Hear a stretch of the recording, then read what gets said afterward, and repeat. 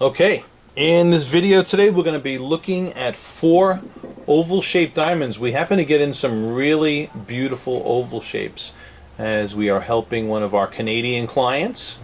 Made a trip down here to New York to visit us, and we acquired 4 of the most beautifully proportioned ovals available on the market. All of them are colorless. This first one we're looking at, we're starting off here with a 3/4 of a carat D color VS2. Alright, and in this oval, nice brightness across the belly, no obvious bow tie effect. It's what we would call a faint bow tie because the bright reflections are totally overpowering any darker reflections in this diamond. Of course, all ovals are going to show them usually to some extent, but this is certainly one of the ones where it's not. You don't get that big black bow tie. It's a beauty. All right, nice length to width ratio on it for the oval shape as well, and nice distribution of bright and dark reflections within the diamond. So that is oval number 1. Now let's go to oval number 2, which is another 3/4 of a carat, and this one is an E color SI1. Okay, another good looking stone. I do kind of prefer the patterning more so in the first one. This one this is a nicely proportioned oval, but there's the dark part on the top appears to be too much of a contrast, I think, between the dark area on the top and the brighter area on the bottom. So not a complete train wreck, but if I had to choose between the 2 diamonds, my vote would go for the first DVS2. All right, and moving on to the 3rd oval, which is a little over 3/4 of a carat, and is another D. This one, another D color. Okay, this one being an SI1 clarity, totally eye clean oval. This has a nice distribution of bright and dark reflections. Another one with a minimal bow tie. All right, so as of this moment, the first and this one have my vote. Okay, both very pretty ovals.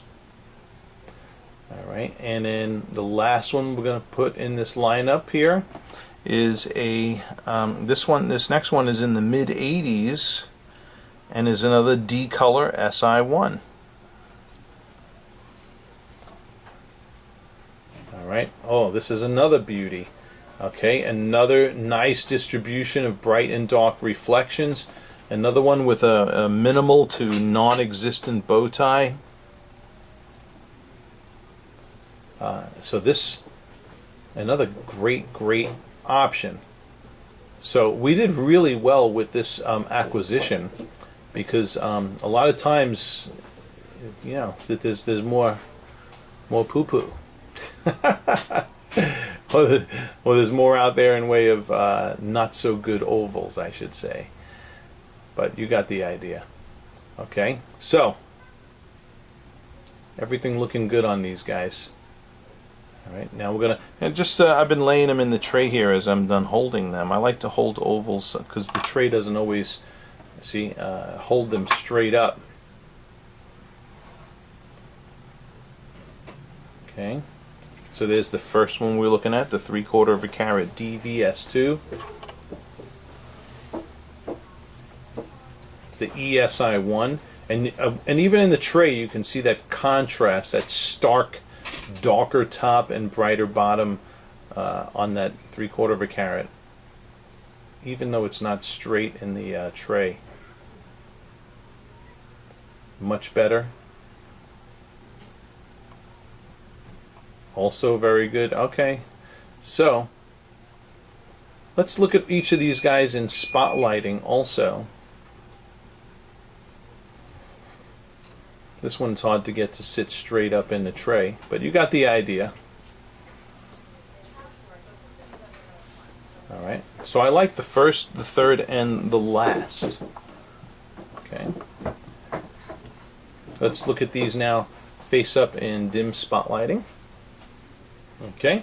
And now here is that first oval again at 3/4 of a carat, DVS2, and beautiful sparkle scintillation. This happens to be a pretty lively cushion. I'm sorry, cushion, oval. All right. Yeah, across your belly is where you're going to get broad flash on those diamonds. But very pretty in spotlighting. Okay. So far so good. Here is the VS2-SI1.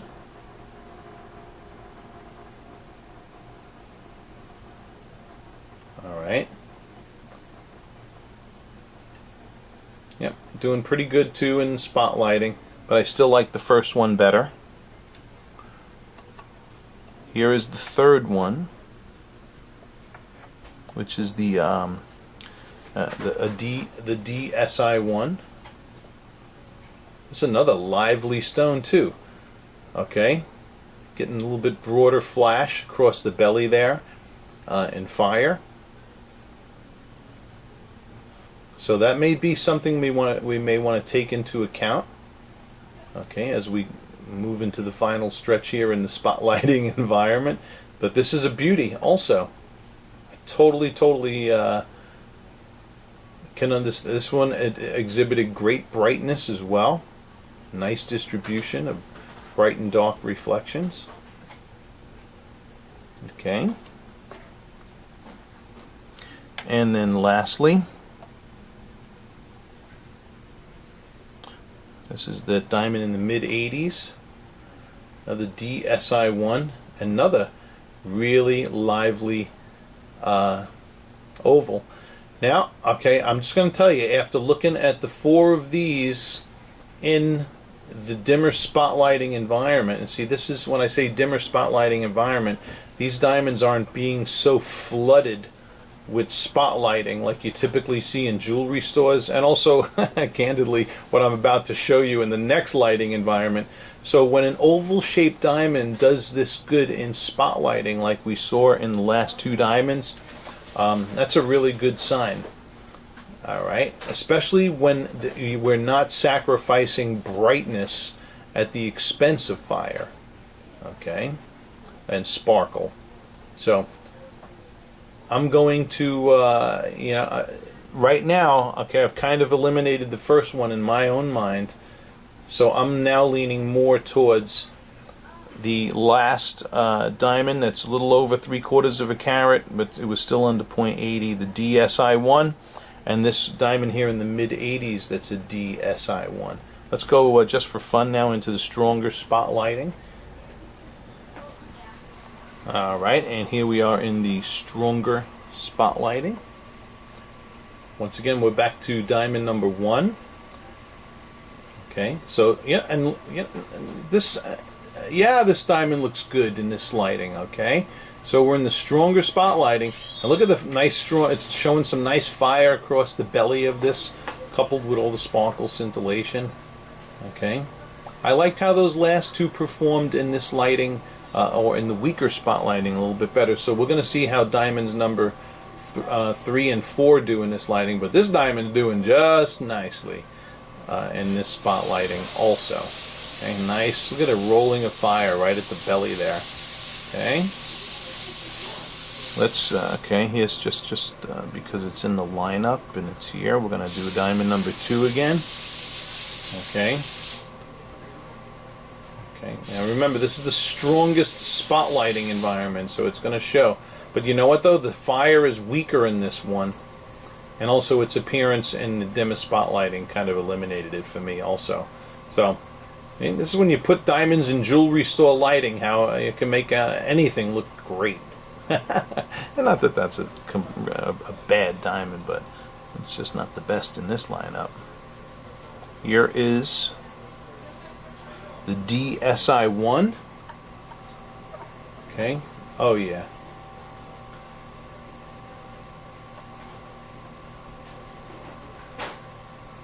So nice strong reflections of fire across the belly there. This one and this diamond here just maintains a good consistency in its optics, and no matter what the lighting environment is that I bring it into. So that diamond's one favor with me, that's for sure. And then last but not least, this one was the largest of the crew. I know you weren't necessarily that size wasn't the key concern here in optics, but once again, look at the beauty of that oval. You know, the bow tie was really extremely minimal in this one, getting good, nice even distribution of fire within the diamond and sparkle scintillation.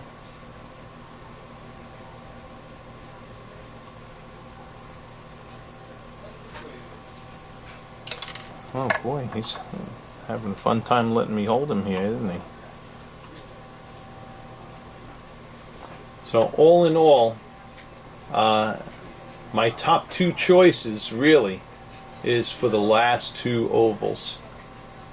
Yeah, and interestingly, I'm looking at the notes on the paper. My brother-in-law, who had acquired these, or no, he didn't. He called them in actually, and after he looked at them, he also, in his assessment, also put special marks on the last two ovals, saying these are what he considers to be the best two optically. So he and I are right on the same page when it comes to that. All right. Okay. And before we close out this video, let's take these last two at least, and bring them by the window and look at them in natural daylighting and see if we have any preference there. Because quite frankly, you can go with either one of these two and it'd be perfectly fine for this engagement ring. Okay, off to the window we go. All right. Now, as I'm shooting this clip here, the sun happens to be going down behind me, but it's not quite yet shining in the window, which is good because this gives us the best view to brightness within these two ovals. Okay, and here is the diamond that was a little bit over 3/4 of a carat. Both of them D colors, both of them SI1, so both beautiful colorless white diamonds. And here we are in natural daylight, looking at brightness and contrast in the two of these ovals. And quite honestly, you could go either way here with either one of these diamonds and you would be perfectly fine. Absolutely spectacular. So these are two ovals we're really proud to present. Okay? Absolutely gorgeous.